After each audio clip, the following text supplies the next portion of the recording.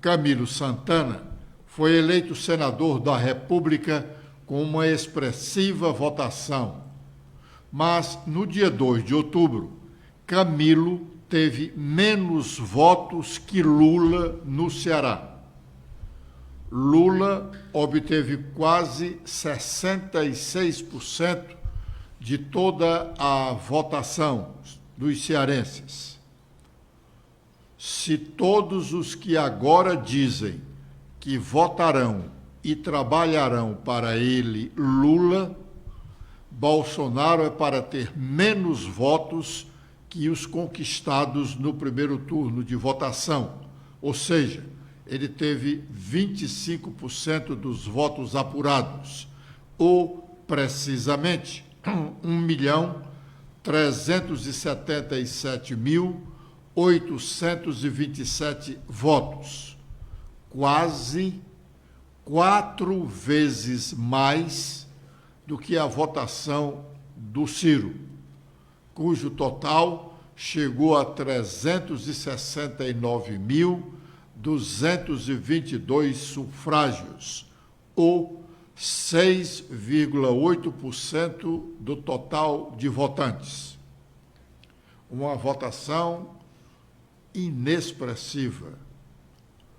Se Lula não ampliar consideravelmente a sua votação no Estado no próximo dia 30, dia do segundo turno, vamos duvidar do poder de transferência de votos do senador Cid Gomes, do senador Tasso Gereissati e outros novos aliados do petista, porque Cid Gomes, para o primeiro turno, estava pedindo votos, se pediu para o irmão Ciro.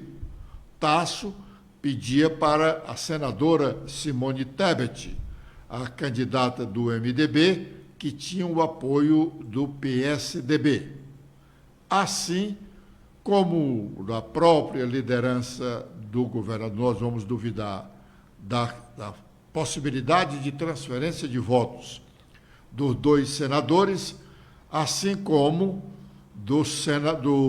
da própria liderança do governador eleito, Eumano de Freitas, e do Camilo.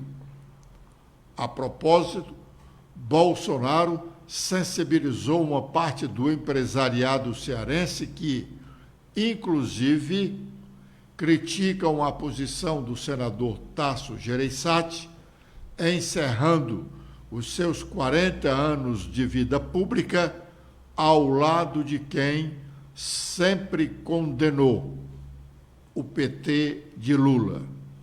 Aliás, esses empresários dizem que Tasso rompeu uma amizade de décadas com o empresário Chiquinho Feitosa para não ficar ao lado do PT no primeiro turno da disputa deste ano. E agora acaba ficando ao lado de Lula, com quem está ombreado desde o final, desde o resultado conhecido no final do primeiro turno.